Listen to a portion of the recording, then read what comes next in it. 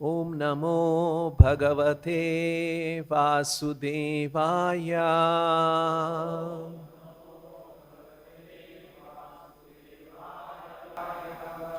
Reading from Srimad Bhagavatam, Canto 5, Chapter 6, text number 7. Imam Jagatim Abhimana Bhasena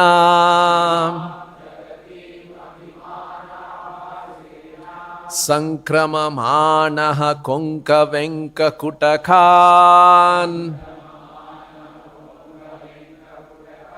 Dakshina Karnatakan Deshan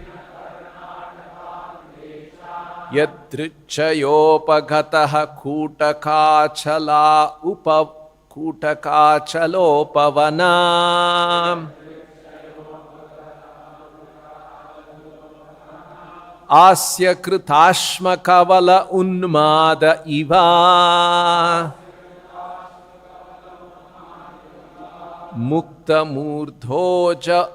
Muktamurdhajo asamvita eva vichachara.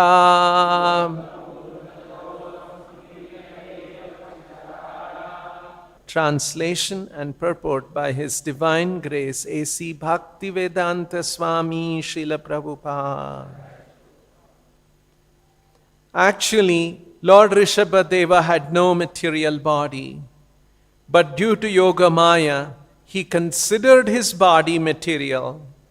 And therefore, because he played like an ordinary human being, he gave up the mentality of identifying with it.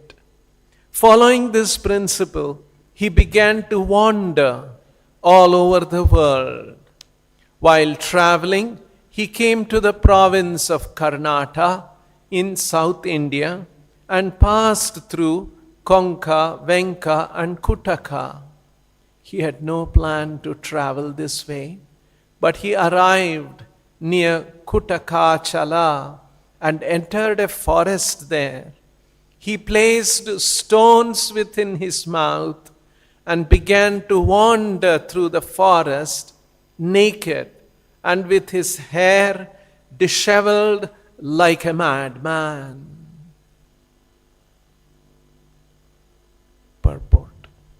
Such a forest fire can burn the external bodies of animals, but Lord Rishabhadeva was not burned, although he apparently seemed so.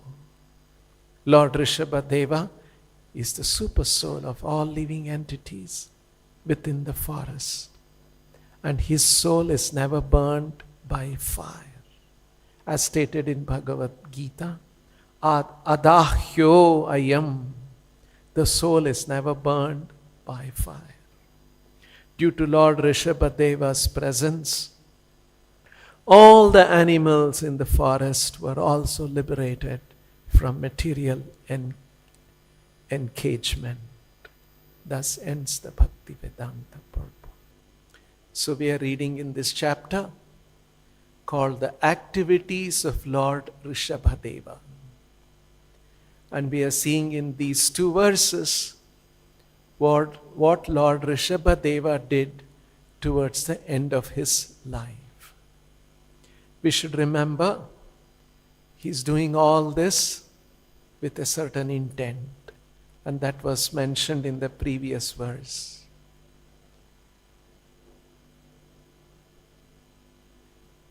Yoginam samparaya vidhim anushikshayan. Samparaya, paraya is to cross over. Samparaya, completely cross over. This samparaya, to cross over means to go to the other side. That's the meaning, which means to leave this body and go to the next situation. Yoginam samparaya vidhim. The process, the method of giving up this body and going to the next situation.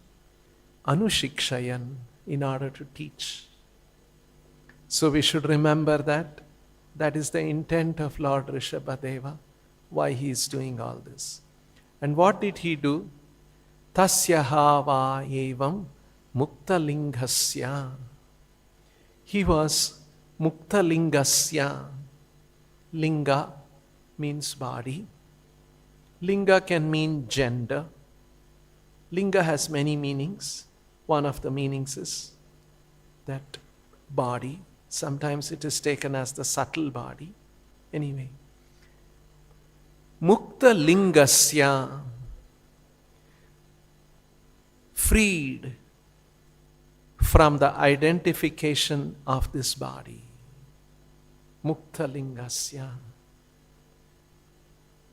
What happens is, we are that Chetana, consciousness. And that consciousness is entrapped in this body. This table is matter. My body is also matter. There's no difference actually. But in this body there is one Chetana, and in this table there is no Chetana. I have feelings, I have thoughts, I have desires. This table has no feelings, has no thoughts, no such emotions. So, although this body is like the matter, like the table, there is a consciousness which is residing in this piece of matter.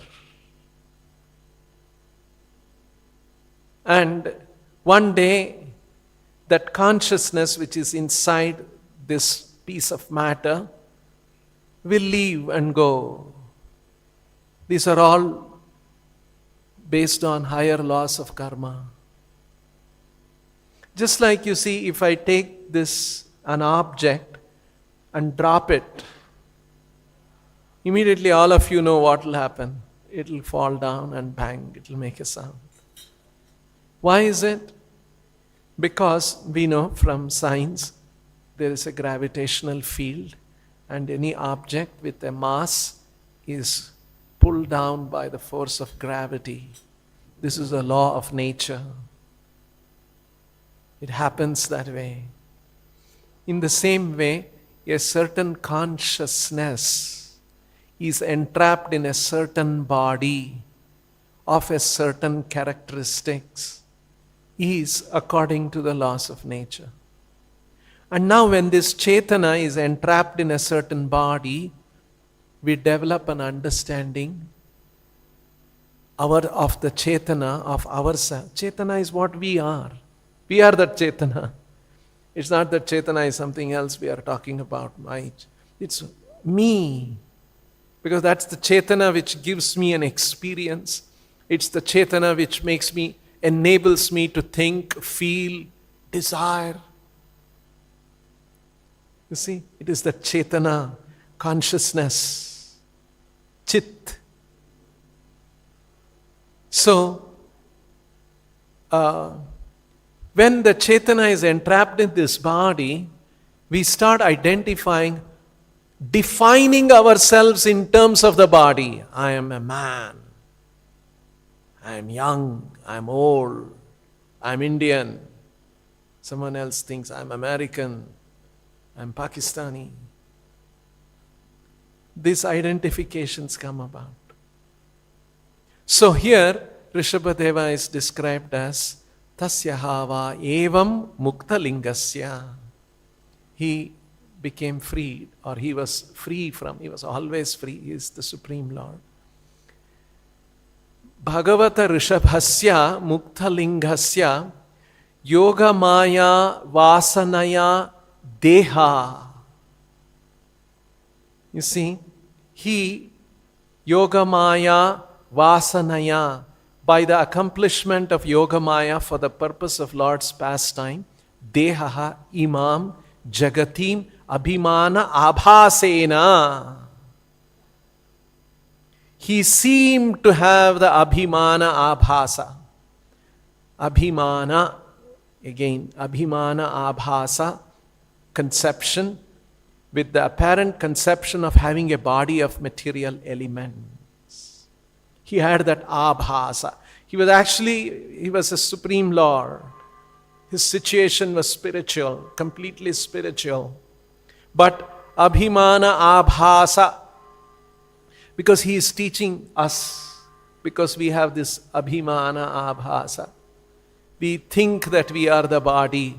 We think of ourselves in terms of the body, although we are not the body. In this life situation, we are identifying ourselves with this body. In our previous life, we had another situation. We identified with that body, of which we have no remembrance. Now we feel so strongly about this body. We felt the same way in that body. Just like we feel everyone feeling so strongly about their body. See this Abhimana Abhasa. So, even Rishabhadeva, Yogamaya Vasanaya, under the influence of Yogamaya, he acted as if, although he was Muktalingasya, he had Imam Jagatim Abhimana Abhasena. As if a person having the body and identifying with himself with the body in that way. Why he did all this? Yoginam Samparaya Vidhim Anushikshayan. He wanted to teach us. Sankramamanaha, wandering about. Konka, Venka, Kutakan, Dakshina Karnatakan, Deshan. He traveled all over different places. That is described. Yadrichaya upagataha kutakachala upavana. Yadrichaya, on his own, wandering about, upagataha, he arrived. Where? Kutaka achala upavana. A hill, achala is a hill. Kutakachala, a hill called Kutakachala. And there, a upavana, a forest. He arrived there, upagataha. Then, Asya Kritashmak Kavala. Asya, mouth. Ashma is stone. Samaloshrashma kanchanaha. Remember in that Bhagavad Gita verse, Samaloshrashma ashma kanchanaha. Equal towards Loshtra, Ashma, Kanchanaha. Kanchana is gold. Ashma is stone. Loshtra is pebbles. Sama, Ashma, Loshtra, Ashma, Kanchanaha. A yogi is one who is equipoised about pebbles, stones and gold. Samalosh Ashma. So Kruta Ashma Kavala. Kavala means mouthful. So what does this mean? Asya Krutashma Kavala. His mouth filled with stone. The idea is, Acharyas have explained, just like, small children, you see, they say anything, they'll put it in their mouth. Because they are children, child, they don't know. They put something into their mouth. So like that, like a child he was behaving, because Unmada, he was mad. Behaving like a madman. Behaving like a madman, like an innocent child, an ignorant child. Asya Krutashma Kavala Unmada Iva. He was not mad. He was not like a child. He was a fully enlightened Supreme Lord. Iva. Like. Mukta Murdhaja. Murdha means head. Murdhaja means something born on the head. Head, that means hair. Murdhaja. Muktha means it's scattered, freed. Mukta means freed, right? Freed. Murdhaja means disheveled hair. That's what Prabhupada has used. Disheveled hair. Asamvita. Samvita, clothed. Asamvita, unclothed. No clothes. Naked. Eva vichachara, wandering around, traveled around. You see, this is the situation of Rishabhadeva. And in the next verse, which I quickly read, Atha Samira Vega Vidhutha. Samira means wind, breeze. Vega, Samira Vega, force of the wind. Vidhutha, tossed about. Venu Vikarshana. Venu means bamboo. That's how Krishna is known as Venu Adana, because he plays on a flute, bamboo flute. Venu Vikarshana. Vikarshana means friction. Venu Vikarshana Jata. Born out of Venu Vikarshana. What? Ugra. Terrible. Davanala. We sing every day. Samsara Davanala Lidalok. Forest fire. Jata Ugra Davanala Tad Vanam. There in that forest where he had arrived. Kutaka Chalopavana. Vanam. Alilehanaha. Alilehanaha means devouring. All around. Saha Tena Dadaha. Along with the forest was getting burnt, and his body also Dadaha, burned to ashes. See, it's a very powerful story. How the Lord, just to teach us how to give up this body, Anushikshayan. See? Samparaya Vidhim. There is a method, there is a process how to give up this body. We have to bring our consciousness to a certain state of understanding, a certain consciousness to a certain state, and in that body we must live. We must come to a liberated state, and in that state we leave the body, then we are ready to go to the spiritual world to teach that. But just see how this is such an important thing, that the Lord is coming and going through all this to teach us, just to instruct us. Anushikshayan, Yoginam Anushikshayan.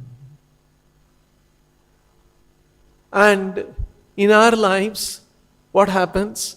This giving up this body is the least priority for us.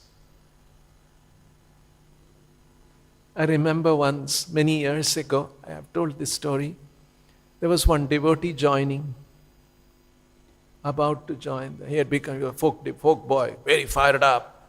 Like how it happens to all of us. It happened to all of us. Wanted to join. And he went and told his parents he wants to join. And big. What happened? Like a volcanic reaction in the house.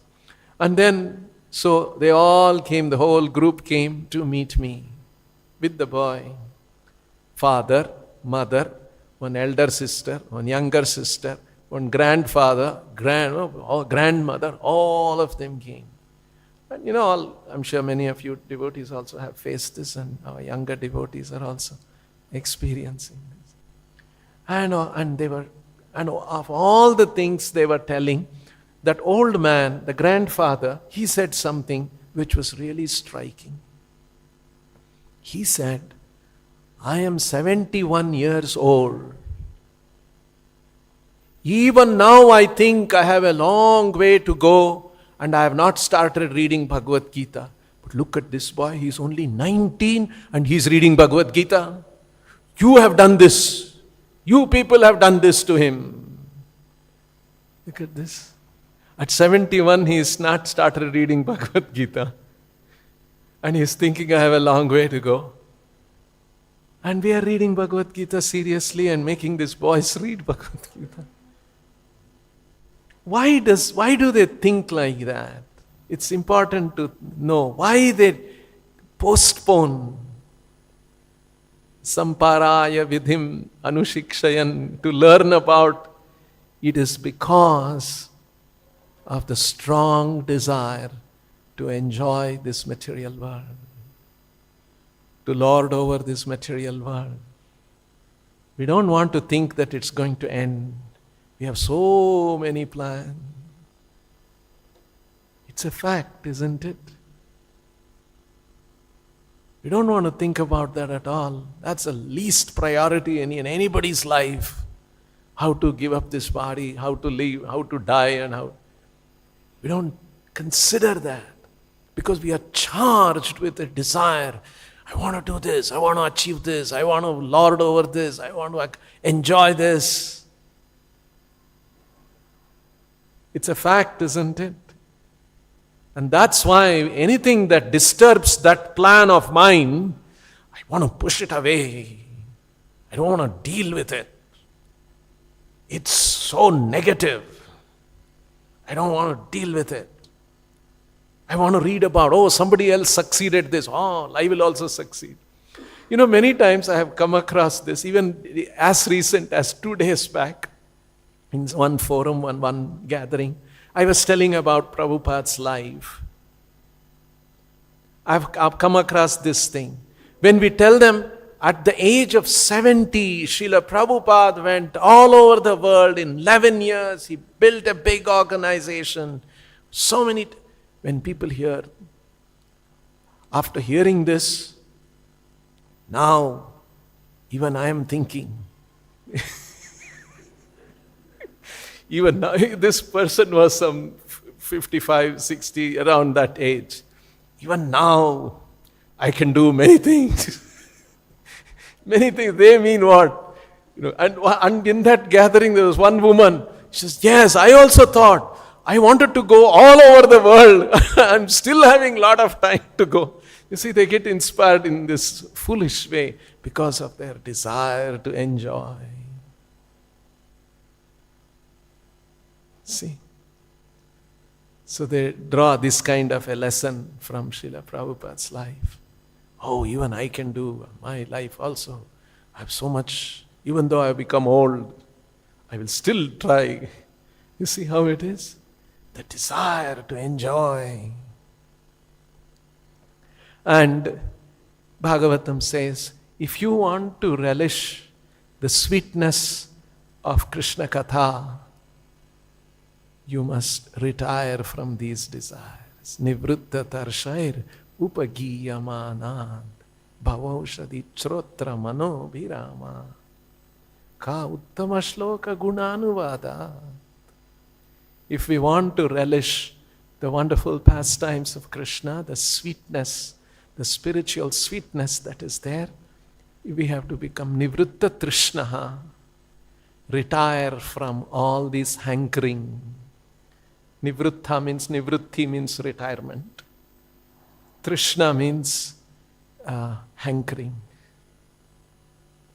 So, after coming and learning all this from Srila Prabhupada, we start doing that.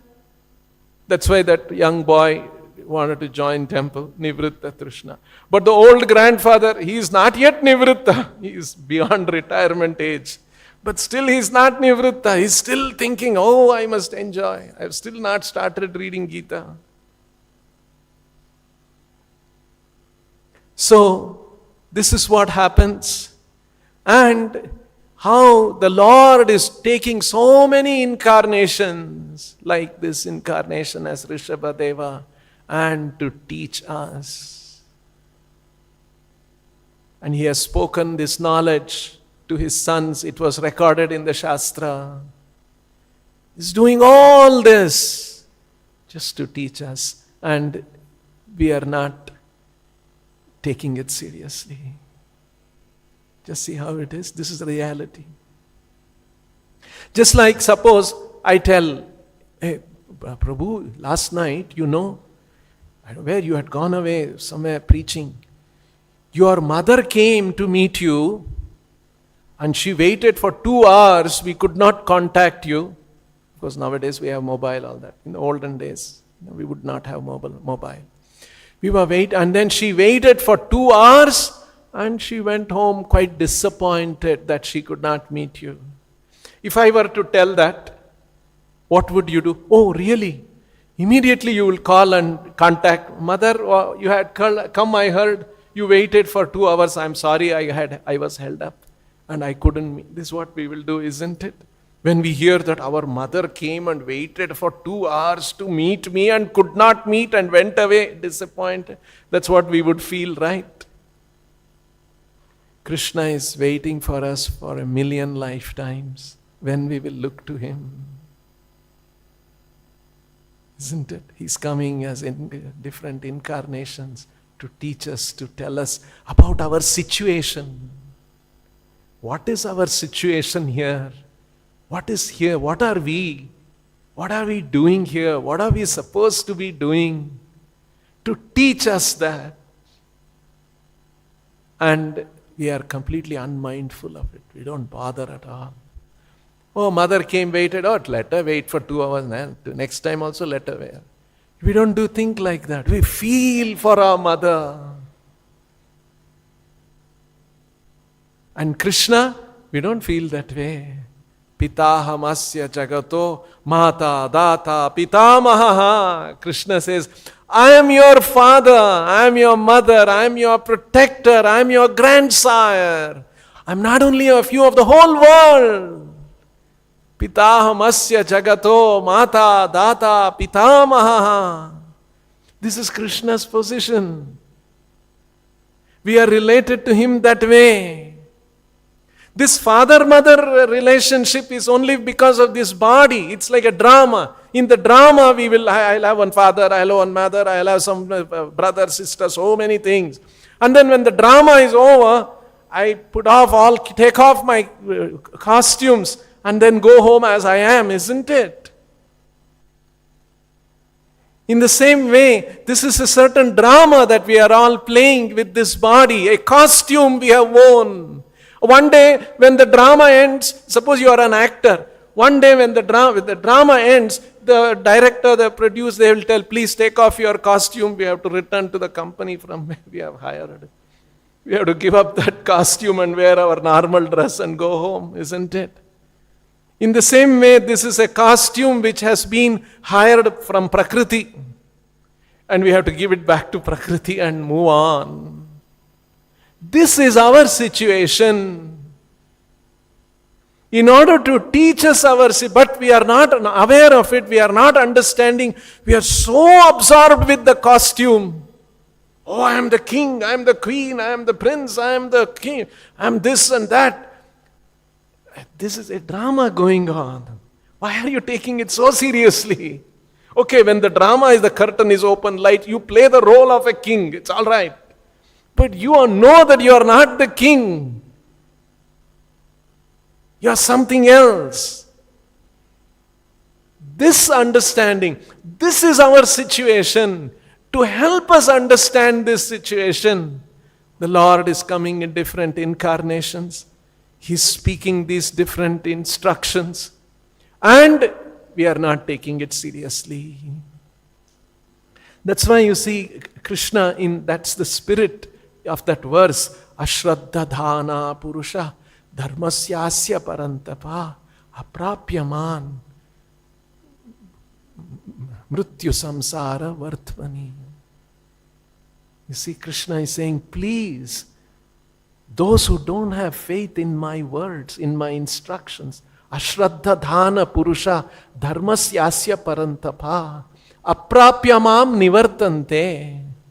If you are ashraddha dhana purushasya, dharmasya ashraddha dhana.